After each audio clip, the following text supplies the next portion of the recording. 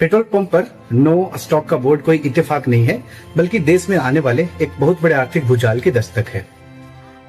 देश के कई राज्यों में पेट्रोल पंप्स के बाहर किलोमीटर लंबी लाइनें लग चुकी हैं।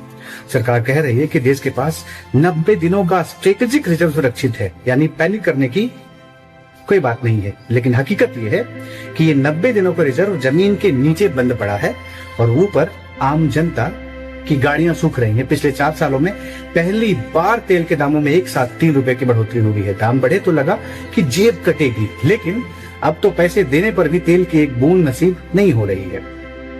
अब हम थोड़ा अंदर की खबर समझने की कोशिश करते हैं कि ये किल्लत आखिर क्यों हो रही है। इंटरनेशनल मार्केट में क्रूड ऑयल यानी कच्चे तेल की कीमत 50% तक ऊपर जा चुकी है। वेस्ट एशिया में ईरान संकट और स्ट्रेट ऑफ हॉर्मुज के ब्लॉक होने की वजह से शिपिंग का किराया 3 गुना बढ़ गया है। नुकसान कौन उठा रहा है? हमारे देश की ऑयल मार्केटिंग कंपनी जैसे कि IOCL है, BPCL है और HPCL है ना। इन कंपनियों को हर लीटर पेट्रोल बेचने पर लगभग 8 से 10 रुपए का और डीजल पर 12 रुपए का भारी नुकसान हो रहा है। कंपनियां इस घाटे को और नहीं बढ़ाना चाहती है ना, इसीलिए उन्होंने चुपके से सप्लाई को 50% तक कट कर दिया है, यानी पंप्स को तेल मिल ही नहीं रहा है।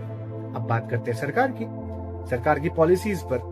जब पिछले सालों में इंटरनेशनल मार्केट में कच्चा तेल सबसे निचले स्तर पर था, तब सरकार ने एक्साइज ड्यूटी और विंडफॉल टैक्स बढ़ाकर जनता से लाखों करोड़ों रुपए वसूले। आज जब जनता को उस टैक्स के बदले राहत और बैकअप की जरूरत थी, तो सरकार ने अपने हाथ खड़े कर दिए। पब्लिक ट्रांसपोर्ट का इस्तेमाल बढ़ाएं, किसान भाई डीजल का इस्तेमाल आधा करते हैं। भाई कोई सरकार से पूछो कि क्या बिना डीजल के देश का ट्रैक्टर चलेगा? क्या बिना ईंधन के देश की फैक्ट्रियां चल पाएंगी? सस्ता था तो मुनाफा सरकार का, महंगा हुआ तो सजा आम जनता को। ये तो वही बात हुई ना कि इधर चुनाव खत्म, इधर रिलीफ खत्म। तो ये संकट सिर्फ 2-4 दिन का नहीं है। कंपनियों का घाटा ऐसे ही बढ़ता रहा और सप्लाई चेन पूरी तरह ठप हो गई, तो अगले 7 दिनों के भीतर देश का पूरा सिस्टम फेल होने वाला है। अगले 7 दिनों में क्या क्या रुकने वाला है? आपकी कार तो बहुत छोटी चीज है भाई, आपके घर की थाली और देश की सुरक्षा दोनों दांव पर लगने वाली है। देखिए इस वीडियो के दूसरे भाग में, क्योंकि